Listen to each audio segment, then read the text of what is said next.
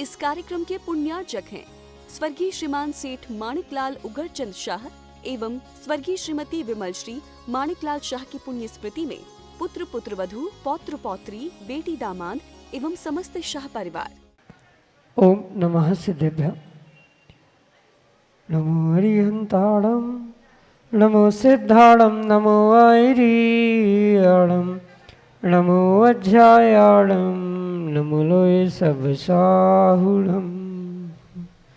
पंच परमेष्टि भगवान की, परम पूज्य आचार्य भगवंत गुरुवर विशुद्ध सागर जी मुनि महाराज की, परम पूज्य मुनि श्री सुप्रभ सागर जी महाराज जी की समीचीन विकल्पों का सम्यक समाधान, सम्यक ज्ञान की वह अलौकिक विधा, जिसके माध्यम से हम सभी प्रतिदिन अपने ही मन के उन अनेकानेक समीचीन विकल्पों का सम्यक समाधान प्राप्त करते हैं, जिसके माध्यम से हम सभी एक अनूठी सुख शांति की अनुभूति करते हैं, क्योंकि वास्तविक सुख की प्राप्ति निर्विकल्प अवस्था में ही संभव है। और ऐसे उस आत्म सुख की प्राप्ति का वह एकमात्र कार्यकारी उपाय समीचीन विकल्पों का सम्यक समाधान। प्रारंभ करते हैं आज का सम्यक समाधान। और आज के पहले विकल्प के लिए नैनवा जिला बूंदी राजस्थान से सतीश कुमार जैन परम पूज्य मनीषी के श्री चरणों में बारंबार नमोस्तु निवेदित करते हुए अपना समीचीन विकल्प रख रहे हैं कि महाराज जी, जिनेन्द्र प्रभु के अभिषेक के लिए जल का प्राशुक करने की विधि क्या है, और जब जल गर्म करके जिनेन्द्र प्रभु का अभिषेक करते हैं तो वह जल कितना गर्म किया जाना चाहिए, एवं गर्म करने के उपरांत उस जल से अगर मर्यादा से अधिक गर्म किया है तो कितना ठंडा करने पर भगवान का अभिषेक करना चाहिए। हमारे समीचीन विकल्प का सम्यक समाधान करने की अनुकंपा करें। नमोस्तु महाराज जी, नमोस्तु। ओम नमः सिद्धेभ्य। परम पूज्य आचार्य भगवान गुरुवर विशुद्ध सागर जी महाराज की, परम पूज्य मुनि श्री सुप्रभ सागर जी महाराज जी की। अभिषेक के लिए या द्रव्य सामग्री के शोधन के लिए जल को प्राशुक करना आवश्यक नहीं अपितु अनिवार्य, पर ये विवेक मौसम, समय, काल, स्थिति आदि देखते हुए करने की आवश्यकता है। क्योंकि ठंड के दिनों में फिर भी जो पानी प्राशुक यानी गर्म किया जाता है उसकी भिन्न मर्यादा होगी, क्योंकि वहाँ मौसम ही ठंडा है, सो थोड़ा सा अधिक तेज़ गर्म पानी चल सकता है। पर सामान्य रूप से अगर उसकी मर्यादा हम समझें तो उतना ही पानी अभिषेक करते समय प्रयोग करना चाहिए, जो किसी प्रकार से हम भी उसे स्पर्श करें तो वह हमारे हाथ ना जले, इतना ही पानी गर्म होना या प्रयोग में लाने की आवश्यकता।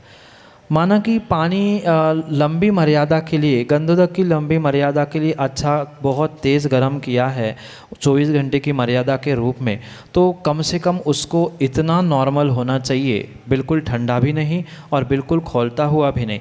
ऐसे जो समशीतोष्ण मतलब थोड़ा सा ठंडा थोड़ा सा गर्म रूप, जो उष्ण भी नहीं और गर्म ठंडा भी नहीं, ऐसे मध्यम अंशों में उस पानी के प्रयोग के माध्यम से ही भगवान का अभिषेक, शांति धारा आदि करने की आवश्यकता है।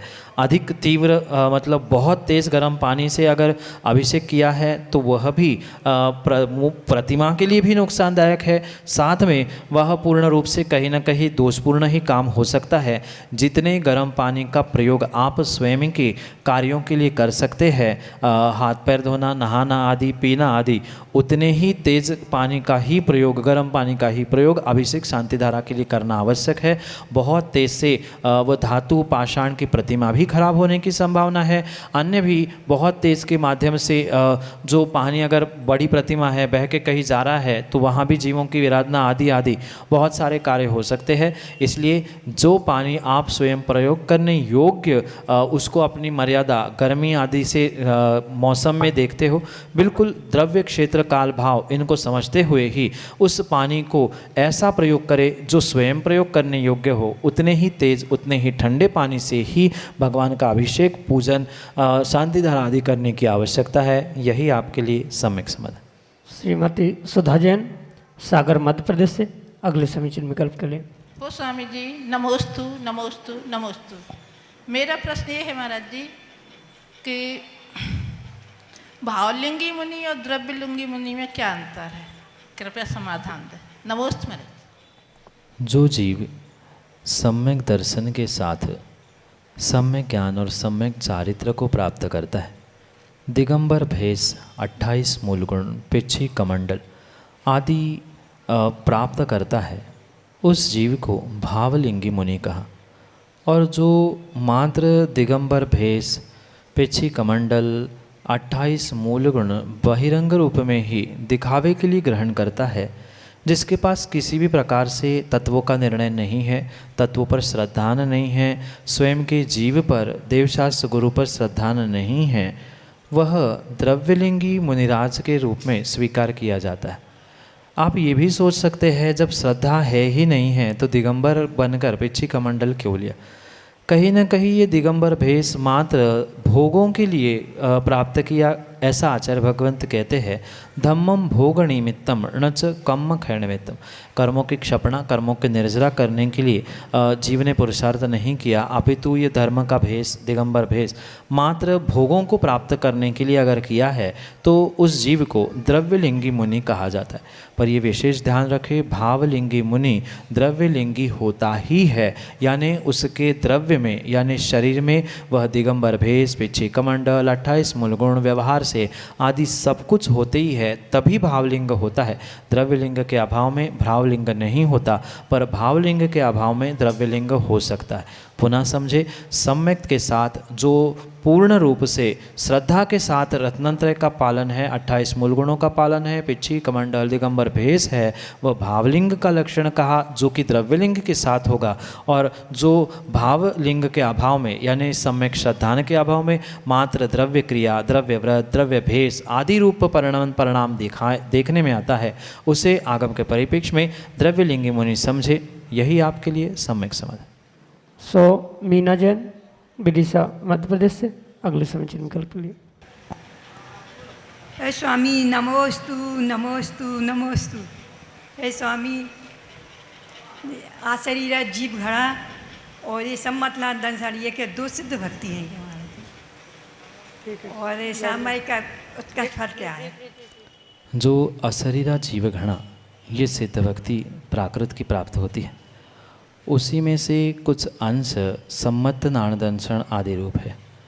जब बृहत सिद्ध भक्ति पढ़ी जाती है तो वह अशरीरा जीवगणा से प्रारंभ होती है, और जब उसका ही एक अंश रूप सम्मत नाणदंशन, तव सिद्ध आदि रूप जो दो छंद अलग से किए रखे हैं, वह कोई अलग सिद्ध भक्ति नहीं है, दो प्रकार की नहीं है, अपितु उस बृहत सिद्ध भक्ति का ही कुछ अंश लघु सिद्ध भक्ति रूप स्वीकार किया जाता है, जो कि सम्मतनाण रूप है। ये मूलता एक होने पर भी अंश अंश रूप से भिन्न भिन्न कही जाती है। यही आपके लिए सम्यक। पुढच्या विकल्पासाठी आपले समोर आहे सौ मालती गंगाधर महाजन, बसमत, महाराष्ट्रवरून। नमोस्तु नमोस्तु महाराज जी, दोन्ही मुलींना नमस्तू। महाराज जी, तुम्ही चतुर्थ कालच्या तीर्थंकराच्या कॉलेजमध्ये गेले होतात शिकायला की पंचम कालच्या कॉलेजमध्ये, कारण तुमच्या माइंडमध्ये एवढे प्रश्न विचारल्याबरोबर तुम्ही त्याचं उत्तर देता, एवढे फिट्ट होतात, हे ज्ञान आम्हाला सांगा, हे आमची शंकाचं समाधान करा। माँ, जो जीव चारित्र की साधना करता है उसका ज्ञान समय समय पर वृद्धिंगत होते हुए देखने में आता। किसी प्रकार से हम कोई चौथे काल के ज्ञान को वर्तमान में साथ लेके नहीं आए।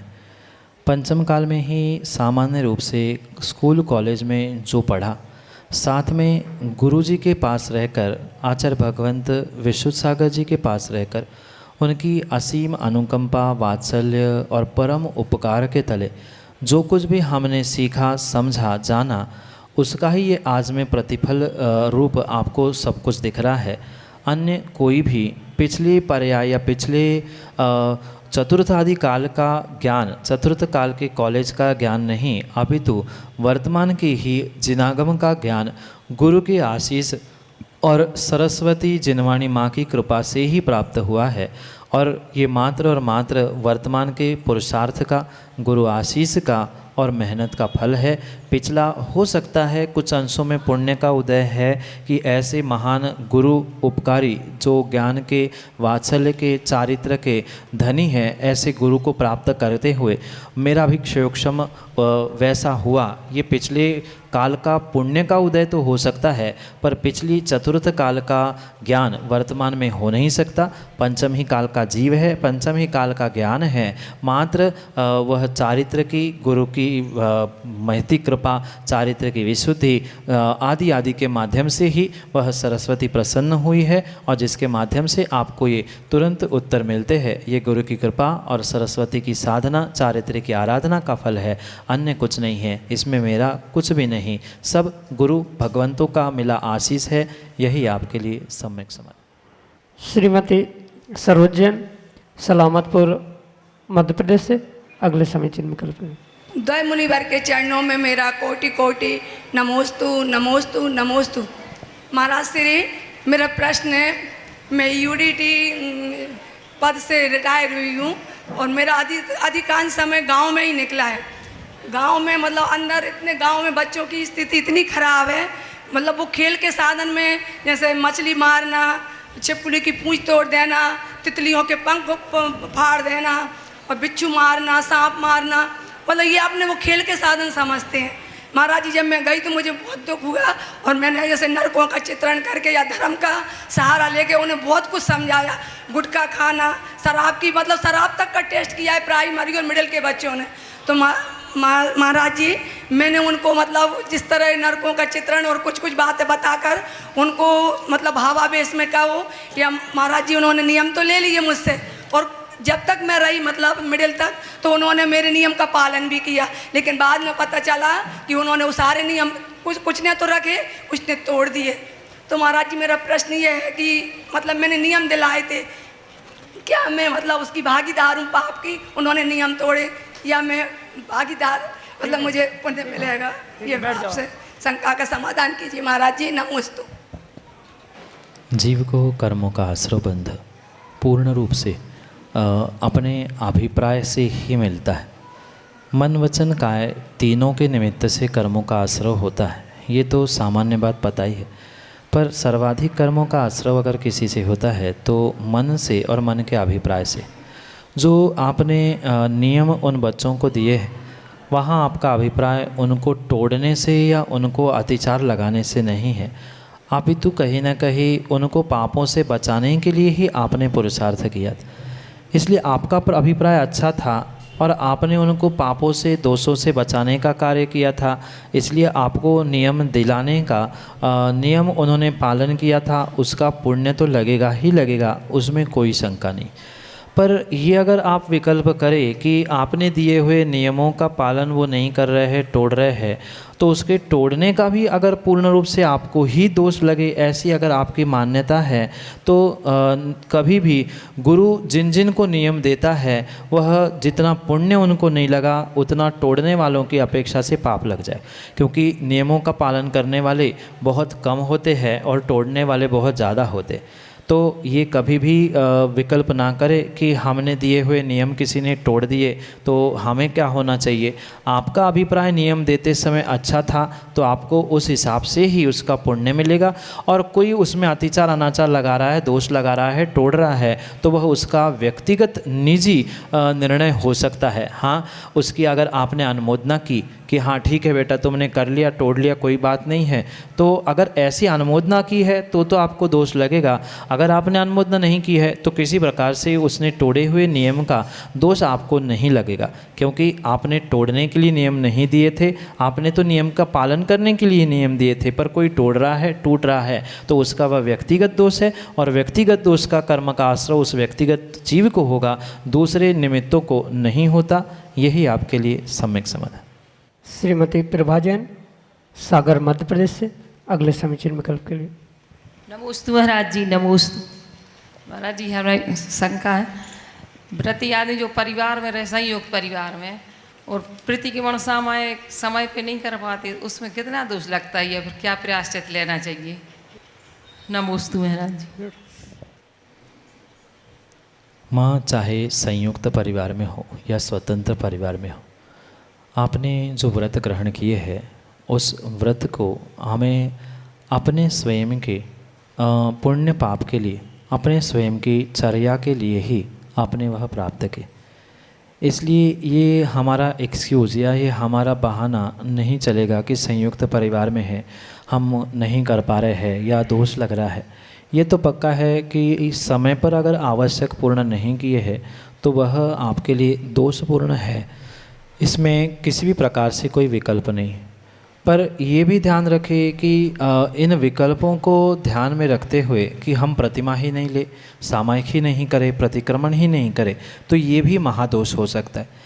इसलिए माना कि हमने प्रतिमा ले ही ली है तो उस प्रतिमा का पालन निरतिचार करने का प्रयास करें। क्वचित कदाचित उसमें अतिचार लग रहा है, कालातिक्रम हो रहा है, तो भी हमें सामायिक प्रतिक्रमण छोड़ना नहीं चाहिए। बहुत सारे लोग ये सोचते हैं कि चलो अब तो लेट हो गए हैं, अब तो सामायिक का समय हो ही गया है, हम नहीं कर रहे। ऐसा कभी नहीं करें, कितना ही देर क्यों ना हो, कितने ही लेट क्यों ना हो, पर प्रतिक्रमण सामायिक पूर्ण करना चाहिए। और कालातिचार के निमित्त से तो दोष लगेगा, पर पूर्ण छोड़ देंगे तो बहुत बड़ा दोष लगेगा। और ये मात्र अतिचार के रूप में होने से उसमें कोई भी विकल्प करने की आवश्यकता नहीं है। पर ये विशेष ध्यान रखें, इस कालातिक्रम के निमित्त से जो अतिचार आपको लगे हैं उसका प्रायश्चित गुरु के पास पहुंचकर किसी व्यक्तिगत रूप से पहुंचकर ही लेना होगा। सामूहिक रूप से, सामूहिक सभा में किसी भी गलती का, दोष का प्रायश्चित नहीं होता है। व्यक्तिगत रूप से आप गुरु महाराज से, आचार्य भगवंत आदि से मिलते हुए अपने उस दोषों की आलोचना करते हुए उसके लिए प्रायश्चित ले और उसे पूर्ण करने का प्रयास करें। सामूहिक रूप से प्रायश्चित नहीं मिलता, यही आपके लिए सम्यक समाधान। प्रदीप जैन बैटरी, उड़ीसा मध्य प्रदेश से, अगले समीचीन विकल्प के लिए। नमोस्तु महाराज जी। प्रश्न तो हमारा उसी संबंधित है। पाप पुण्य के कारण जो कर्म बनते हैं, अगर उनका प्रायश्चित कर लिया जाए तो वो उदय में आएंगे क्या? जैसे महाराज जी ने कल प्रतिक्रमण कराया तो हमने कुछ प्रायश्चित किया प्रतिक्रमण में, तो वो भी अब हमारे कर्म में आएंगे आगे? या जो अब दुख आ रहा है क्या वो पूर्व जन्म का है या इसी मतलब समय में जो गलतियां कर रहे हैं, पाप पुण्य कर रहे हैं, उसका है? ठीक है बैठो, बता रहे हैं सम्यक समाधान। किए गए दोषों का प्रक्षालन करने के लिए प्रायश्चित लेना, प्रायश्चित पूर्ण करना, ये बहुत आवश्यक, अनिवार्य है। जब तक उन दोषों का प्रायश्चित नहीं लिया जाएगा, नहीं पूर्ण किया जाएगा, तब तक किसी भी प्रकार से पापों का प्रक्षालन होना संभव नहीं। पर ये विशेष बात यहाँ समझे, ध्यान रखें कि जो पापों का प्रक्षालन करने के लिए प्रायश्चित है वह विधिपूर्वक लेने की आवश्यकता है। अपने मन से कभी भी किसी प्रकार से प्रायश्चित नहीं होता। गुरु के पास पहुंचकर किए गए एक एक दोषों की हमें बालकवत आलोचना करनी होगी कि इस समय इस कारण से ऐसा हुआ था सो ऐसा दोष लगा था, ऐसा हुआ था सो ऐसा दोष लगा था। ऐसे एक एक दोषों की आलोचना पृथक पृथक रूप से गुरु के साक्षी पूर्वक ही करनी होगी और तभी उसका प्रायश्चित मिलता है। और प्रायश्चित जैसा मिला है वैसे ही प्रायश्चित को पूर्ण रूप से प्राप्त करते हुए, प्राप्त करने के बाद पूर्ण करने का प्रयास करना होगा। अगर मात्र आपने प्रायश्चित लिया और लेके रख लिया कि करेंगे कभी आगे पीछे, तो वो भी आपके पापों का प्रक्षालन करने के लिए निमित्त नहीं बनेगा। जब हमें अपनी गलती का एहसास हो गया है, दोषों का एहसास हो गया है, तो तुरंत हम गुरु के पास पहुंचकर उन पापों का विधिवत आलोचना पूर्वक प्रायश्चित प्राप्त करें, ग्रहण करें और जिसे प्राप्त किया, ग्रहण किया है उसे शीघ्रातिशीघ्र पूर्ण करने का प्रयास करें। और वह प्रयास करने के साथ आपने लिए हुए प्रायश्चित को पूर्ण करने के साथ कदाचित आपके पापों का प्रक्षालन हो सकता है। मैं कदाचित और हो सकता है इसलिए कह रहा हूँ कि मात्र द्रव्य से आपने प्रायश्चित लिया, माना कि कुछ मालाएं आपको फेरने के लिए मिली, तो आपने मात्र द्रव्य से उन मालाओं को फेर लिया, तो ज़रूरी नहीं है कि आपके पापों का प्रक्षालन हो, प्रायश्चित पूर्ण हो। जो भाव प्रायश्चित लेते समय थे वही भाव अपनी आलोचना के, अपनी निंदा के, गरहा के उस प्रायश्चित करते समय होने की आवश्यकता है। मात्र द्रव्य से किया गया प्रायश्चित कभी भी आपके लिए कर्मों के निर्जरा, पापों के निर्जरा के लिए सहायभूत नहीं होगा। जैसे जैसे आपके शरीर या आदि की क्रिया प्रायश्चित के निमित्त से चल रही है, वैसे ही भीतर की भावों की भी परिणति होना आवश्यक है।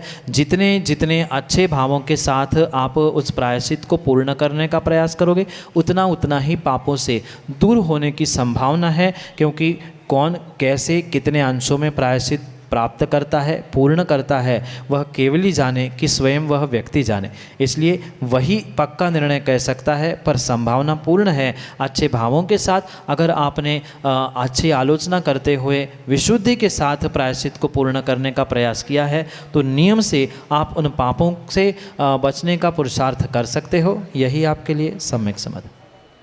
आदित्य जैन आहार जी छात्रावास से अगले समीचीन विकल्प के लिए। मेरा यह प्रश्न है कि मैंने आजीवन जमीकंद का त्याग लिया था, तो वो मुझसे गलती से टूट गया, तो पश्चाताप में मैंने 4 नमोकार मंत्र की जाप की, तो क्या वह नियम मैं फिर से ले सकता हूँ? नमोस्तु मुराश्री। जैसे कि मैंने अभी अभी कहा, जो गलतियाँ दोष जीव करता है उसके लिए प्रायश्चित कभी भी किसी भी प्रकार से स्वयं से नहीं होता। बुद्धिपूर्वक गुरु के पास पहुंचकर ही उसका प्रायश्चित हुआ करता है। और रही बात टूटे हुए नियम की, जब आपने प्रायश्चित लेने के भाव किए हैं या प्रायश्चित ले रहे हैं, तो पूर्ण रूप से उसे पुनः करने में किंचित भी दोष नहीं। माना कि कुछ करते समय यानी नियम व्रतों में दोष लगे हैं और दोष लगने के बाद पुनः बिना प्रायश्चित के भी अगर आपने पुनः नियम प्रारंभ किया है तो भी उसमें कोई दोष नहीं। माना कि जैसे आपने जमीकंद का त्याग किया था और नियम टूट गया, तो शायद आपने पुनः जमीकंद खाना प्रारंभ किया हो, पर अगर आपने वैसा ही नियम कंटिन्यू रखा है, प्रायश्चित नहीं भी लिया है, तब तक वह नियम पालन करने में दोष नहीं। जो नियम पालन करने में, नियम टूटने में दोष लगा था, उसका आप गुरु के पास पहुंचकर गुरु से ही प्रायश्चित ले। अपने मन से कोई भी प्रायश्चित किसी भी दोष का होता ही नहीं है। कौन सा दोष कैसा था, क्या प्रायश्चित है, इसका निर्णय गुरु ही कर सकता है, किसी प्रकार से व्यक्तिगत रूप से स्वयं नहीं कर सकता।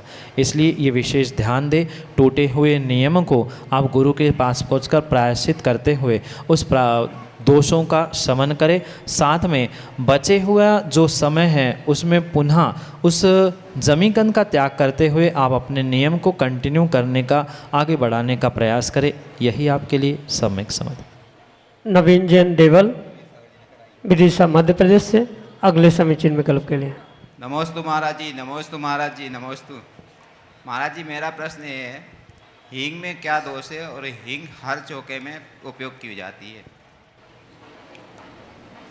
जो भोजन सामग्री में हींग आती है वह पूर्ण रूप से अभक्ष ही होती है, क्योंकि जो हींग बनती है बनाते समय उसके लिए कई बार आटे आदि का प्रयोग किया जाता है, तो वह जो आटा है उसकी मर्यादा होती है और मर्यादा के बाहर वो प्रयोग में लाना पूर्ण रूप से अपक्ष ही माना जाता है।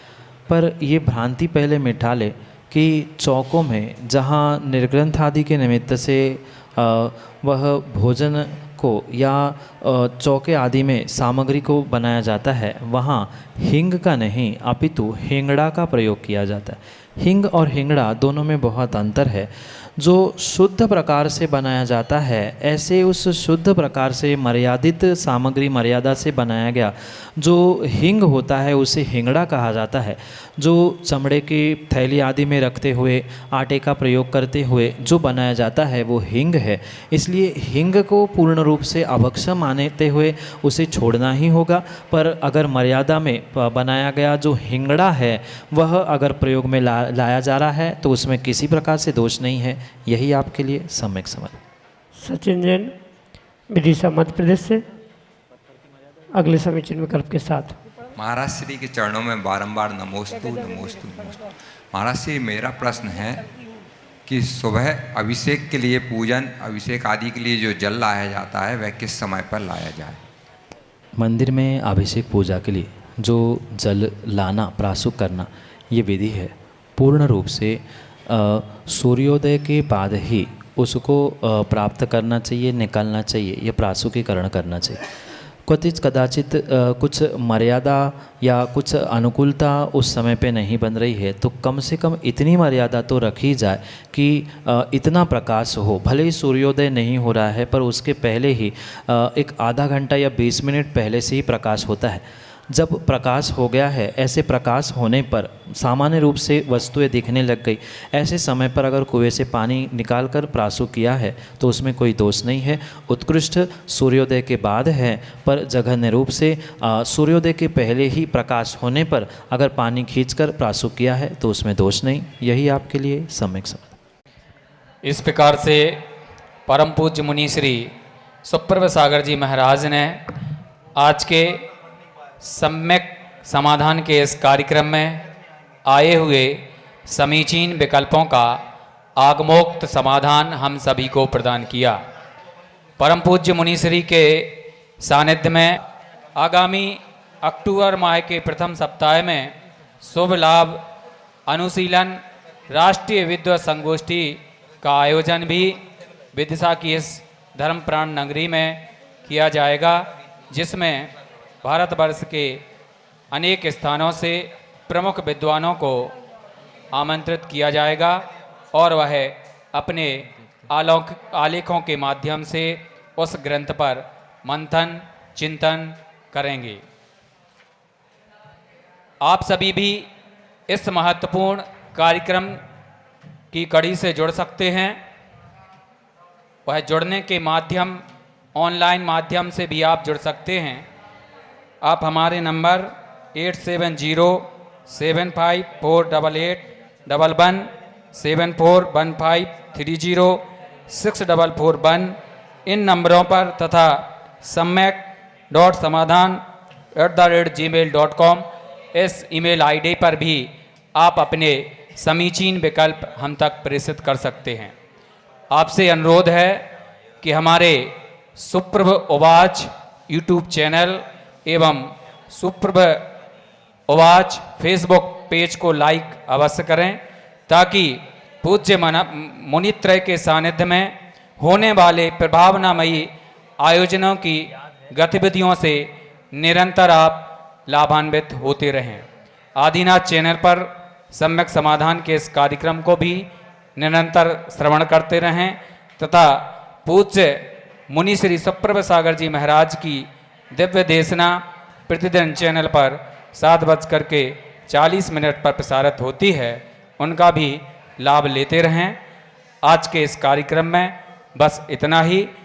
आज के इस कार्यक्रम में जुड़े हुए सभी श्रद्धालुओं की ओर से परम पूज्य मुनित्रय के चरणों में कोट सा नमोस्तु पूर्वक आज के इस कार्यक्रम को यहीं संपन्न करने की अनुमति चाहेंगे। नमोस्तु गुरुदेव, नमोस्तु गुरुदेव, नमोस्तु।